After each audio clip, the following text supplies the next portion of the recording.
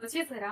ఏం లేదండి. 2 డేస్‌లో మన యానివర్సరీ కదా! నాకేం గిఫ్ట్ ఇస్తున్నారు? నువ్వేం పీకి పెద్ద కట్టలు కట్టావని గిఫ్ట్లు ఇవ్వడానికి? అదేంటండి అలా అంటారు? మీకోసమే కదా పొద్దున్న లేసి ఇంట్లో పనులన్నీ చేసుకుంటా ఉంటాను. ఇంట్లో కూర్చొని పనులు చేయడం ఏమైనా పెద్ద కష్టం అనుకుంటున్నావా? నాలా బయట తిరిగి పని మీరు చేసి చూడు. మర్చిపోయినట్లున్నారు. బిఫోర్ మ్యారేజ్ నేను కూడా ఒక ఎంప్లాయీనే. నేను కూడా గ్రాడ్యుయేషన్ చదివాను.